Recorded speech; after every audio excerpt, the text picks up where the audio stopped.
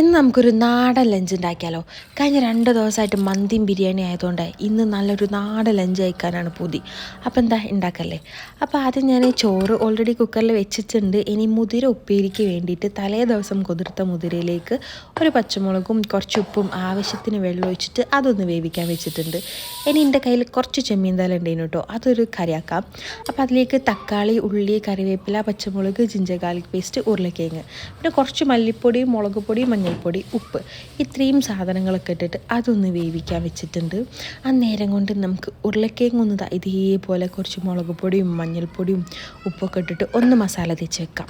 അപ്പോഴേക്കും ഇതാ ചെമ്മീൻ തലയും ഉരുളക്കിഴങ്ങൊക്കെ ഒന്ന് വെന്ത് സെറ്റായി വന്നിട്ടുണ്ട്. ഇതിലേക്ക് ഞാൻ കുറച്ച് കട്ടി തേങ്ങാപ്പാൽ ഒഴിച്ച് കൊടുക്കുന്നുണ്ട് കേട്ടോ. വേണമെങ്കിൽ തേങ്ങ അരച്ചും ഒഴിച്ചു കൊടുക്കാം. നമ്മൾ എളുപ്പത്തിന് വേണ്ടിയിട്ട് തേങ്ങാപ്പാലാണ് ഒഴിച്ചു കൊടുത്തത്. ഇനി നമുക്ക് അതവിടെ തിളച്ചതിന് ശേഷം മാറ്റി വെക്കാം. ഇനി നമുക്ക് ഉരുളക്കിഴങ്ങ് ഒന്ന് പൊരിച്ചെടുക്കാം കേട്ടോ. ഞാനെൻ്റെ ചെറുപ്പത്തിൽ ഏറ്റവും കൂടുതൽ കഴിച്ച സാധനമായിരിക്കും വേണമെങ്കിൽ ഉരുളക്കിഴങ്ങ്. ചെറുപ്പത്തിൽ എന്ന് പറയുമ്പോൾ ഞാനൊരു 8th വരെ കേട്ടോ.